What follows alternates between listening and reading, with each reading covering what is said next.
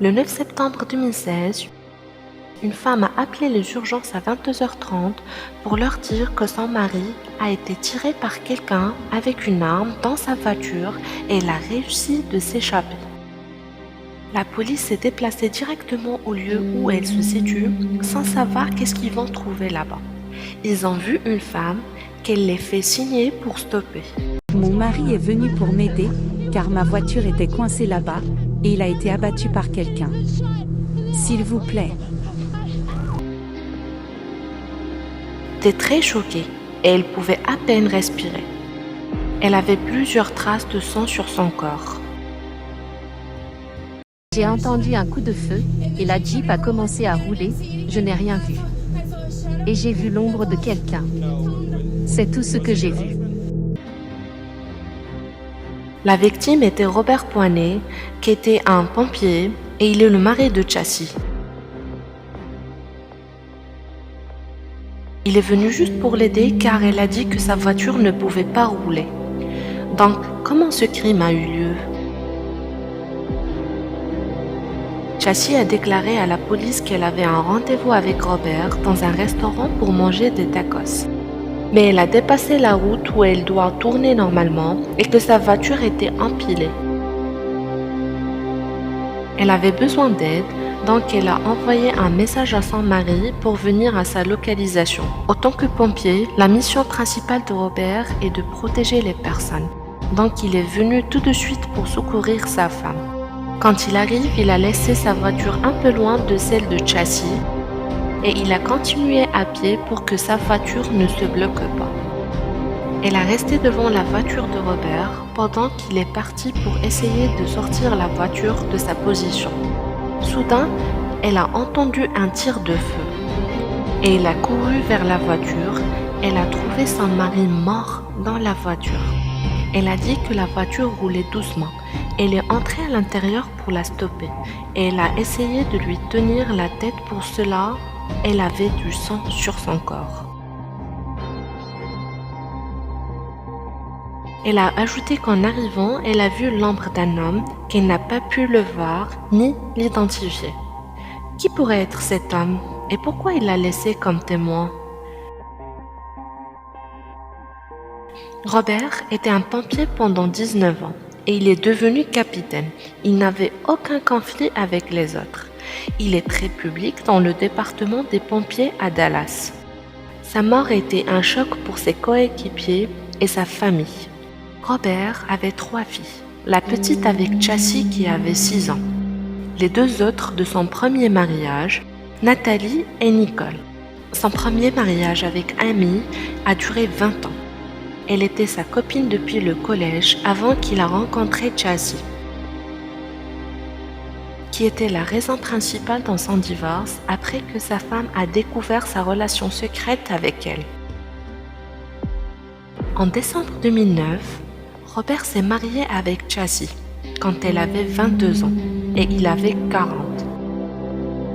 Après 7 ans, Chassie a constaté que leur mariage a commencé à s'évanouir et leur relation est devenue compliquée. Pendant son discours avec un officier, elle a débuté à partager des informations sur sa relation avec Robert dernièrement et qu'elle ne voulait plus être mariée avec lui. Pourquoi il voulait prendre votre fille? Il sait que c'est la chose qui va me faire le plus de mal. L'officier a été surpris car il voulait des informations et les détails sur le crime. Il n'attendait pas qu'elle va parler sur son mariage et sa relation avec Robert. Il y a quelque chose qui va pas. Chassie a dit qu'il était agressif et violent avec elle et il avait des rages de colère. Mais sa première femme a dit qu'il était normal et qu'il n'avait rien de tout ça, vu que Chassie a créé cette fausse information. Sa fille Nathalie a passé avec eux 6 mois quand elle avait 17 ans. Elle a annoncé que pendant cette période, elle n'a jamais vu son père en colère ou qu'il est devenu violent avec Chassie. Chassie a révélé qu'elle ne voulait pas l'accuser pour qu'il ne perde pas son travail. Quand elle a réussi de faire une transformation sur son corps et perdre du poids, elle a débuté de sortir avec d'autres hommes. Dans cette période, Nathalie a découvert que sa belle-mère avait des relations avec d'autres hommes. Elle a déclaré que lorsque son père avait la permanence de la nuit, Chassis sort toujours pendant des heures et la laisse avec sa petite fille de 4 ans. Après une période, Nathalie a décidé de dire à son père qu'elle le trompe. Robert a directement demandé à Chassis qui voulait le divorce. Il a signé les papiers, mais il n'a pas terminé la procédure. Robert a installé les caméras de surveillance dans l'appart de la maison pour voir qui vient chez lui pendant son absence. Avant 12 jours de la tragédie, quelqu'un est venu à la maison pour voir Chassis. Elle a vite demandé à cet homme de partir.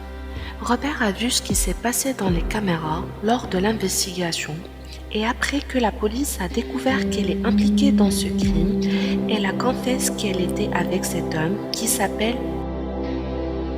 Michel Garza. Elle a dit qu'il est son copain.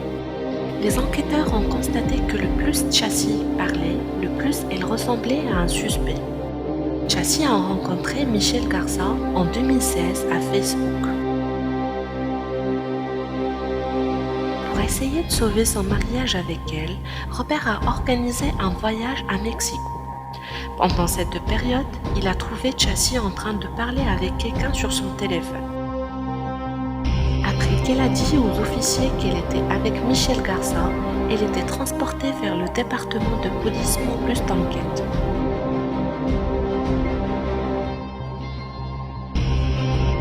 Après 2 heures d'investigation, l'officier Park a réussi de découvrir le coupable. Qui a tué Robert? Qui a tué votre mari? C'était Michael. Elle a dit qu'elle voulait juste le faire peur et ne voulait pas le tuer. Mais Garza avait une arme avec lui et il a tiré sur Robert dans sa tête et il a déclaré qu'elle n'a pas vu l'arme. Après 1 jour de sa mort, Chassis était chargé d'un complot avec Garza.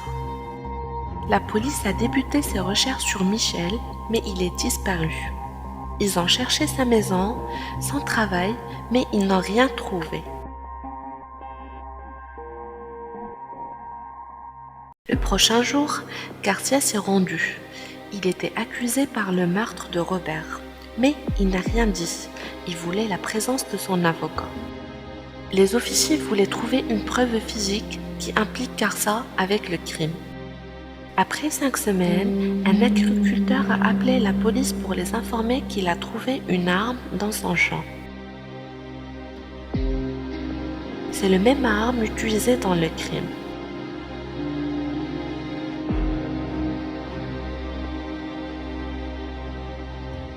Après plusieurs jours, le tribunal a trouvé Garza et Chassis coupables du meurtre de Robert. Garza a eu 99 ans de prison et Chassis a eu une période de vie dans la prison.